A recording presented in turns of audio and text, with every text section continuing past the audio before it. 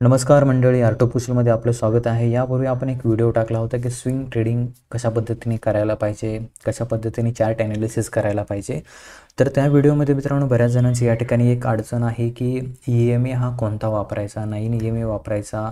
एका ताईने आपल्याला विचारलं आहे की 9 EMA वापरायला पाहिजे की 20 EMA वापरायला पाहिजे. तर या ठिकाणी मित्रांनो मी व्यवस्थितपणे परत समजावून सांगतो की या ठिकाणी आपण जर निफ्टी, बँक निफ्टीमध्ये, फिन निफ्टीमध्ये जर स्कॅल्पिंग करत असाल, ठीक आहे, स्कॅल्पिंग जर करत असाल या ठिकाणी, तर आपल्याला मित्रांनो EMA कोणता वापरायचा, तर या ठिकाणी 9 EMA वापरायचा आहे आणि दुसरा जो EMA आहे तो 15 EMA वापरायचा आहे. हे कशासाठी वापरायचं आहे, आपल्याला स्कॅल्पिंगसाठी वापरायचं आहे आणि ह्याची जी टाईम फ्रेम राहणार आहे ही 1 मिनिटाची टाईम फ्रेम या ठिकाणी राहणार आहे. 1 मिनिट ते या ठिकाणी 3 मिनिटाची टाईम फ्रेम तुम्ही या ठिकाणी वापरू शकता. ह्याच्यापेक्षा जास्त वापरायची नाही, कारण जास्त टाईम फ्रेमवरती आपण गेलो तर काय होणार, आपले जे प्रॉफिट आहे ते या ठिकाणी लॉसमध्ये जातं आणि आपण या ठिकाणी जास्त वेळ होल्ड करतो. स्कॅल्पिंगमध्ये आपल्याला फक्त 1 ते 2 मिनटं थांबायचं आहे, लगेच पोझिशन एक्झिट करायचे, जे प्रॉफिट होते ते घेऊन मार्केटमधनं बाहेर या ठिकाणी निघायचं आहे. तर आता या ठिकाणी EMA कसा वापर करायचा ते या ठिकाणी मी तुम्हाला समजावून सांगतो. या ठिकाणी स्क्रीन थोडीशी आपण या ठिकाणी काय करूया, स्वच्छ स्क्रीन घेऊया इथे आणि इथे मित्रांनो मी तुम्हाला दाखवतो की या ठिकाणी EMA काय करतं. इथेच मी तुम्हाला लाईव्ह चार्टवरती दाखवतो. ड्रॉ करत बसण्यापेक्षा लाईव्ह चार्ट सुरू आहे, मार्केट सुरू आहे, तर या ठिकाणी तुम्हाला दाखवतो. आता हे जे माझ्यासमोर हे जे 2 इंडिकेटर लावलेले आहेत, एक जो रेड कलर आहे तो 15 EMA आहे, 5 मिनिटाची टाईम फ्रेमवरती आहे चार्ट. आता या ठिकाणी मी तुम्हाला दाखवू शकतो की या ठिकाणी 15 EMA आहे आणि 9 EMA हे आपण इथे वापरत असतो. आणि एक VWAP देखील तुम्ही इथे वापरू शकता. VWAP हे इंडेक्सवरती चालणार नाही, तर VWAP जे आहे हे प्रीमियम चार्टवरती चालतं. तर या ठिकाणी ग्रीन कलर जो आहे 9 EMA आहे, रेड कलर जो आहे या ठिकाणी 15 EMA आहे. म्हणजे काय होतं, आपला स्टॉप लॉस इथे कमी पडतो. आता इथे 5 मिनिटाच्या टाईम फ्रेमवरती बघता इथे ब्रेकडाऊन भेटला, ठीक आहे, या ठिकाणी ब्रेकडाऊन भेटला आणि मार्केट हे खाली आलं. आता आपल्याला स्कॅल्पिंग करायची, तर आपण काय करतो, 1 मिनिटाच्या टाईम फ्रेमवरती आपल्याला जायचं आहे. आणि या ठिकाणी मित्रांनो 1 मिनिटाच्या टाईम फ्रेमवरती जेव्हा आपल्याला मार्केटमध्ये आपला सेटअप भेटेल, आता आपण सगळ्यात सुरुवातीला जाऊया, जेणेकरून तुम्हाला समजून येईल की नेमकं कशा पद्धतीने ऑप्शन करताना आपल्याला 1 मिनिटाच्या टाईम फ्रेमवरती स्कॅल्पिंग करताना या ठिकाणी कशा पद्धतीने आपण जे आहे इथे EMAचा वापर करू शकतो. आणि स्टॉकमध्ये EMA वापरताना 9 EMA आणि या ठिकाणी 20 EMA वापरायचं आणि त्या ठिकाणी टाईम फ्रेम ही 1 तासाची इथे राहणार आहे. ठीक आहे. आता हे 2 तारखेचं मार्केटला इथे आलेलो आहोत आपण. 2 तारखेच्या मार्केटला इथे आल्यानंतर मार्केट हे वरनं खाली येत आहे, बरोबर. या ठिकाणी वरनं खाली येत आहे मार्केट, आपलं या ठिकाणी क्रॉसओव्हर झालेलं आहे. म्हणजे इथे आपल्याला एक कन्फर्मेशन इथे भेटलेलं आहे की मार्केट हे डाऊन साईडला जात आहे. जेव्हाही मित्रांनो 15 EMAला हे 9 EMA क्रॉस करतं, क्रॉस हे वरती करू द्या किंवा डाऊन साईडला करू द्या, जिकडे क्रॉस करेल तिकडे आपल्याला जायचं आहे. 9 EMA कुठे क्रॉस झालेला आहे, इथे खाली क्रॉस झालेला आहे, बरोबर. या ठिकाणी खाली क्रॉस झालेला 9 EMA, तर इथे आपण जे आहे पुटमध्ये प्लॅन या ठिकाणी करू शकतो. आणि इथे जे आहे ह्या EMAच्या वरती आपला इथे स्टॉप लॉस इथे या ठिकाणी आपल्याला ठेवायचा आहे. आता इथे टाईम फ्रेम देखील आपण बघूया आणि कशा पद्धतीने ॲक्युरेसी भेटते ते देखील तुम्ही इथे बघू शकता. आता ह्याची जी टाईम फ्रेम आहे आता 1 मिनिटाची आहे आणि इथे आपण बघूया ही जी कॅन्डल आहे, ठीक आहे, खाली क्लोज झालेली कॅन्डल आहे. तर ही जी कॅन्डल आहे मित्रांनो बरोबर 9:24 ही जी कॅन्डल आहे, हे पहा इथे क्लिक केल्यानंतर इथं खाली 9:24 कॅन्डल आहे. ह्याला थोडं बाजूला करतो मी. 9:24 कॅन्डल आहे आणि ही स्ट्राईक प्राईस घ्यायची आपल्याला 52,600चा पुट जो आहे तो इथे आपल्याला बघायचा आहे. ठीक आहे, मी तुम्हाला दाखवतो. 9:26 कॅन्डल आहे, 52,600चा.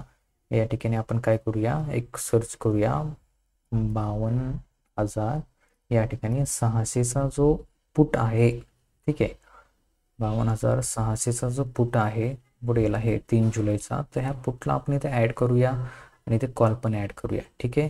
आता आपण जो पुटचा चार्ट आहे, इथे मी 2-3 चार्ट घेतो जेणेकरून तुम्हाला समजेल व्यवस्थितपणे. इथे चार्ट आपण काय करूया, 2 घेऊया.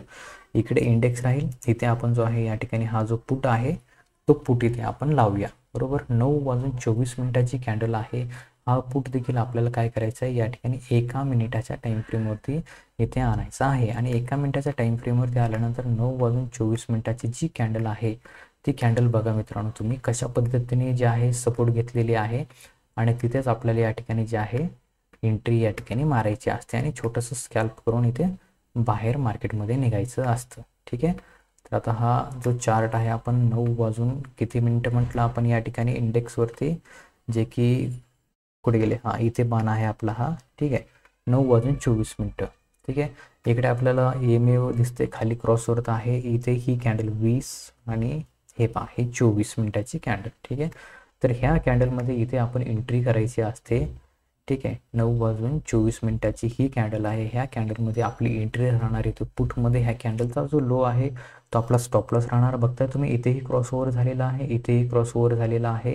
हा प्रीमियम चार्ट आहे, हा इंडेक्सचा चार्ट आहे.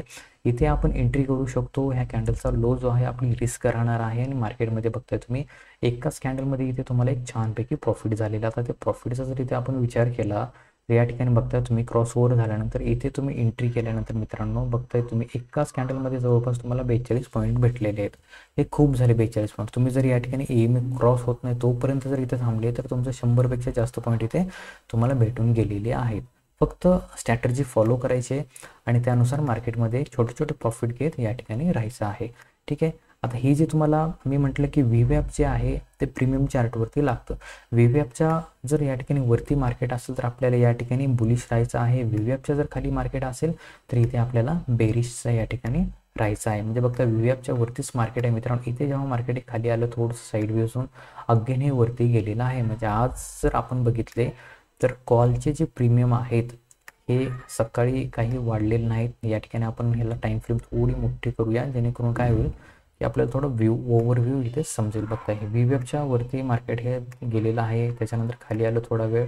हे बघा VWAPच्या वरती जेव्हा जाईल तेव्हा एक मुवमेंट भेटत असे. VWAPच्या खाली आले की समजायचं की या ठिकाणी कॉलमध्ये मुवमेंट होत आहे. VWAPच्या वरती आले की इथे पुटमध्ये मुवमेंट होत असते. म्हणजे आपण इथे जर आता कॉल लावला तर कॉलमध्ये देखील मित्रांनो VWAPच्या वरती असेल तरच इथे आपल्याला काय करायचं, कॉलचा आपण चार्ट घेऊया, ठीक आहे. हा कॉलचा चार्ट आहे आपल्यासमोर आता, ठीक आहे. कॉलचा चार्ट आहे.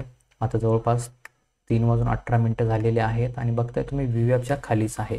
जेव्हा VWAPच्या वरती हे जेव्हा जवळजवळ असेल ना तेव्हा काही करायचं नसतं. VWAPच्या वरती क्लोज झालं, एक मुवमेंट भेटली इथे, ठीक आहे. स्कॅल्पिंगसाठी आपल्याला काय पाहिजे, फक्त एक मुवमेंट पाहिजे. एक मुवमेंट जर इथे बघितली आपण क्लोजिंग दिली एकाच कॅन्डलमध्ये जवळपास 50 पॉईंट आहेत. आता हे 50 पॉईंट देखील खूप झाले. तर या ठिकाणी 5 मिनिटावरती जर बसले असते तुम्ही तर या ठिकाणी तुम्हाला प्रॉफिटही दिसलं असतं, पण ते तुम्हाला बुक या ठिकाणी करता आलेलं नसतं.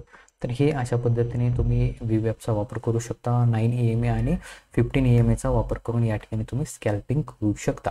आता राहिला दुसरा प्रश्न, तर या ठिकाणी 9 EMA आणि या ठिकाणी 20 EMAचा वापर कशा पद्धतीने करायचा. तर या ठिकाणी 9 EMA आणि 20 EMAचा वापर जो आहे तो आपल्याला स्टॉक ॲनालिसिस करण्यासाठी करायचा आहे. आता या ठिकाणी आपलं जे 15 EMA मी क्लोज करतो आणि 20 EMA इथे चालू करतो आणि ह्याचबरोबर आपली जी टाईम फ्रेम इथे राहणार आहे स्टॉक ॲनालिसिस करण्यासाठी 1 तासाची राहणार आहे, बरोबर. आता 1 तासाच्या टाईम फ्रेमवरती इथे आपण HDFC बँकेचा स्टॉक ओपन केलेला आहे, ठीक आहे. HDFC बँकेचा आपण स्टॉक ओपन केलेला आहे. या ठिकाणी जे काय आपण ड्रॉइंग अगोदर केलेली होती ती पूर्ण रिमूव्ह करूया. हा जो स्टॉक आहे पूर्ण आता या ठिकाणी आपण काय केलं आहे 1 तासाच्या टाईम फ्रेमवरती आपण स्वच्छ केलेला आहे. आता 1 तासाच्या टाईम फ्रेमवरती आपल्याला सांगते की या ठिकाणी सध्याला बाईंगचं कंडिशन तयार झालेली नाही, ही सेलिंगची कंडिशन आहे. जोपर्यंत हा ग्रीन EMA 15-20 EMAला हे 20 EMA आहे 1 तासावरती स्टॉकसाठी, स्कॅल्पिंगसाठी 15 EMA. तर या ठिकाणी जोपर्यंत ह्या 15 EMA 20 EMAला हे 9 EMA क्रॉस करत नाही आणि वरती क्लोजिंग होत नाही तोपर्यंत तिथे आपण बुलिशमध्ये जायचं नाही. हे फक्त इंट्राडेसाठी आपण यूज करतो, कारण आपल्याला प्रॉफिट हे एका दिवसात घ्यायचं आणि बाहेर इथे निघायचं असतं. लॉंगसाठी देखील आपण इथे ठेवू शकतो, ठीक आहे. आता इथे बघा हे खाली आलं मार्केट, जसं या ठिकाणी वरती EMAच्या वरती क्लोज झाली कॅन्डल एक बुलिश ट्रेंड भेटला, बऱ्याच लोकांनी प्रॉफिट देखील इथे बुक केलेला आहे. आता इथे जर बघितलं तर इथे क्रॉसओव्हर नाही आहे पण ह्याच्यावरती क्लोजिंग झालेली आहे. आता जिथे क्रॉसओव्हर होईल हे बघा या ठिकाणी खूप छान इथे मित्रांनो एक सेटअप होता, जसं EMAवरती आलं एक छान मोमेंट, ठीक आहे. जिथे पण क्रॉसओव्हर होतो ना एक छान मोमेंट असते. हे पहा इथे मार्केटमध्ये काय झालं, HDFC बँकेमध्ये इथे जो क्रॉसओव्हर झाला इथे आपण बुलिश राहायचं आहे. या ठिकाणी एक छोटंसं प्रॉफिट घेऊन आपण बाहेर इथे निघायचं असतं. त्याचबरोबर तुम्ही कुठलेही स्टॉक या ठिकाणी ॲनालिसिस करू शकता मित्रांनो. या ठिकाणी आपण स्टेट बँकेचा स्टॉक बघूया.